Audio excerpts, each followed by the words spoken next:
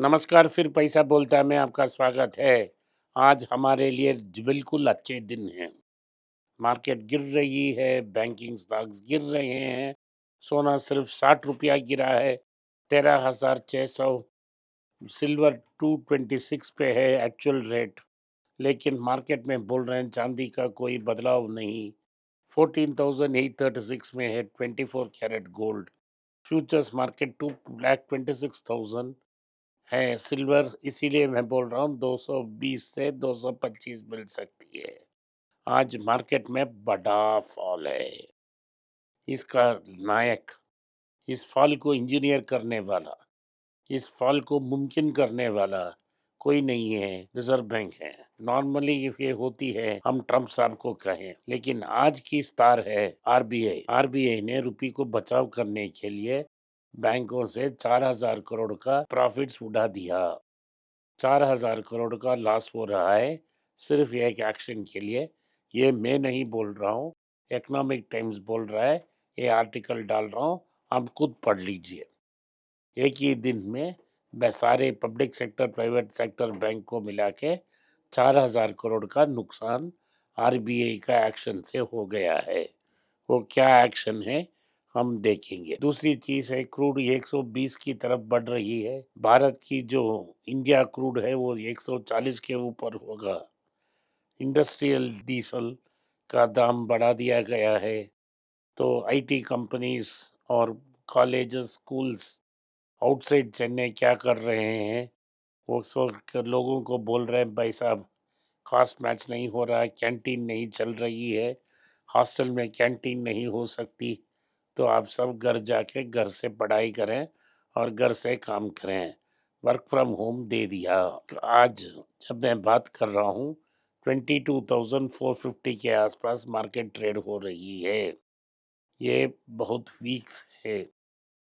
अभी ये समय ट्रम्प साहब बोल रहे हैं वो कारगिल आइलैंड को कैप्चर करेंगे। अगर उन्होंने कारगिल आइलैंड को कैप्चर करने के लिए कोशिश की तो अरामको को उड़ा देगा ईरान। मार्केट में 22,500 के नीचे ट्रेड हो रही है और बैंक निफ्टी 1,400 पॉइंट के आसपास नीचे है। सो मार्केट का बुरी हाल हो रही है और इसके लिए हमें शुक्रिया अदा करना है जो आरबीआई गवर्नर है उनको, कि उन्होंने आज बैंक का 4,000 करोड़ का नुकसान किया है। इसके अलावा भी और नुकसान है। इसके बाद दूसरे नुकसान के बारे में मैं बाद में बात करूंगा। आज ऑटो इंडस्ट्री 0.8% नीचे है, आईटी इंडस्ट्री 0.6, फार्मा 0.9, एफएमसीजी 0.2 और मेटल्स 1.4 ऊपर है, वो भी नीचे आएगी। आज स्टॉक्स में नाटको की दाम 2.3% अप है, टाटा कमर्शियल व्हीकल के 6% down, IDFC First Bank 4% down, IndusInd bank 3.3% down, Kalyan jewellers 2% down, South Indian Bank 2.5% down, Karnataka bank 2.1% down, Reddy 1.7% down, Muthoot finance 1.7% down, life sciences 1.2% डाउन। तो मार्केट का बेहाल कर दिया है। अभी क्या हो रहा है कि इंडिया की फॉरेक्स मार्केट में बहुत डॉलर की शॉर्टेज है। सिर्फ मार्च में 30 बिलियन डॉलर्स की कमी हुई है फॉरेक्स रिजर्व्स में। इससे रुपया पे प्रेशर होगा। आज रुपया जो ऊपर गई है, अगले 8-10 दिन में वापस 95 में पहुंच जाएगी और इस 10 दिन की मोहलत के लिए बैंक्स को 4,000 करोड़ का नुकसान लेना पड़ रहा है। जैसा आपने वो इसमें पढ़ा इकोनॉमिक टाइम्स की आर्टिकल में, एक्सटर्नल सेक्टर में बहुत बड़ा प्रेशर है। ट्रेड डेफिसिट वर्सन हो रहा है क्योंकि हमारा एक्सपोर्ट्स बाहर नहीं जा रहे हैं, दुबई तक जा रहे केस तक हो गए हैं। और जो इंपोर्ट्स हैं जो हमें ज़रूरी है, जैसे कुकिंग ऑयल और क्रूड ऑयल और सोना, ये सब नेसेसरी आइटम्स में हैं। हमारे एक्सपोर्ट्स इनएलास्टिक हैं। इससे एक्सटर्नल सेक्टर बहुत बुरी तरह से अफेक्ट हो गई है। दामों में इंक्रीज हो रही है और इससे क्या होगा कि इन्फ्लेशन बढ़ेगी। भारत को लगभग 60 बिलियन डॉलर मिडिल ईस्ट से आती है क्योंकि हमारे लोग उधर काम कर रहे हैं। लेकिन युद्ध के कारण वहाँ भी लो लेवल जॉब्स इवापोरेट हो चुके हैं और भारतीय वापस आ रहे हैं। तो लगभग $30 बिलियन एक साल में अफेक्ट हो सकती है। ये कॉम्बिनेशन ऑफ एक्सपोर्ट्स कम होने और पर इन रेमिटेंस नहीं आने से रुपया करंट अकाउंट डेफिसिट 2.5% से 3.6% तक नीचे आ सकती है। इससे रुपया शतक मार सकती है। तो आरबीआई ने ये रूल फ्राइडे बोला था। बैंक्स ने रिलीफ मांगी, लेकिन कंप्यूटर साइंस इंजीनियर ने बोल दिया है कोई रिलीफ नहीं है। इसी समय सौरव मुखर्जिया, जो मिडिल क्लास की मैसैया कहते थे, वो मार्सिलस की नाम का एक कंपनी, उन्होंने ये एक बुक जारी किया है, ब्रेकिंग पॉइंट। उसमें कहा है कि भारत की मिडिल क्लास को बड़ा ड्रिप ट्रैप में फंसा दिया इस सरकार की पॉलिसीज ने, और इनकी ईएमआई लगभग 50% ऑफ सैलरी तक पहुंच गई है। Savings as a percentage of salary लगभग 50 साल की लो में है। तो बैंक्स की हाल बेहाल हो गई है। और जो एक्टिव फॉरेन कंपनीज हैं वो इंडिया में, वो नेगेटिव में हो गई हैं। अनेक कंपनी नाम के लिए रजिस्टर कर कर कोई एक्ट नहीं कर रहे हैं। सेंसेक्स की वैल्यूएशन 52 वीक लो तक पहुंच गई है। अगर सेंसेक्स और निफ्टी 1000 पॉइंट्स गिरती है तो 4 साल की एवरेज तक पहुंच जाएगी, और इससे पिछले 5 साल की जो प्रॉफिट्स थी वो निकाल सकती है। तो ये सब बहुत थ्रेटनिंग है।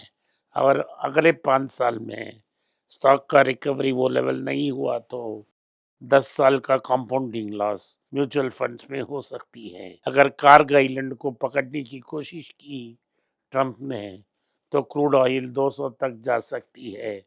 हमारा इकोनॉमी का बहुत बुरा हाल हो जाएगा। तो $200 तक जा सकती है क्रूड। रिलायंस की जो स्टॉक वैल्यू है वो नीचे गिरती जा रही है, क्योंकि सरकार ने एक्सपोर्ट ड्यूटी लगाया है जो मार्जिन्स को अफेक्ट करती है।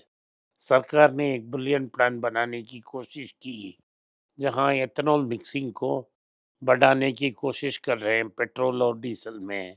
इससे गाड़ी का इंजन बुरा हो जाएगा। तो लोग क्या करेंगे? जिनके पास पैसा है वो एक प्रीमियम पेट्रोल डालेंगे और इन्फ्लेशन भी बढ़ सकता है। जेएलआर ने कहा है कि कुछ प्रोडक्ट्स में उन्होंने बंद की क्योंकि एक सप्लायर स्टॉक डिलीवर नहीं कर पा रहे हैं।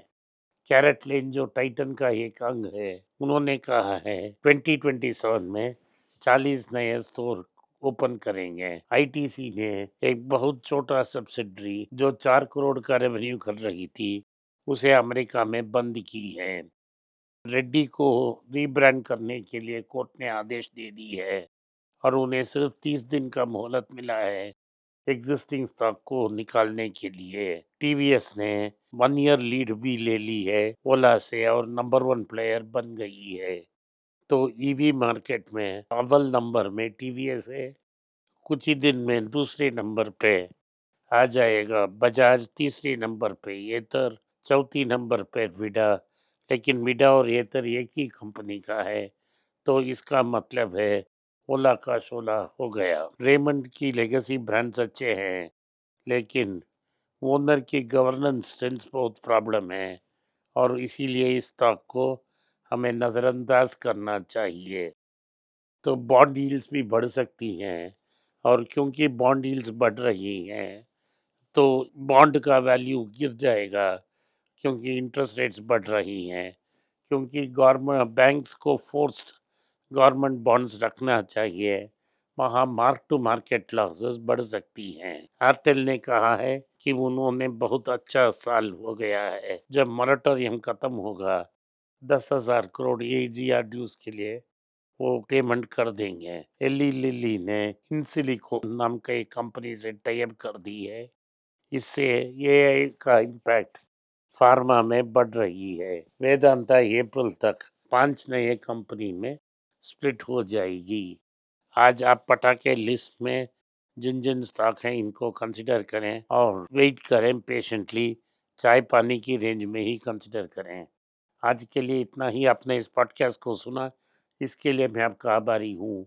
हो सके तो वीडियो को लाइक कीजिए, चैनल को सब्सक्राइब कीजिए और बेल नोटिफिकेशन दबाएँ।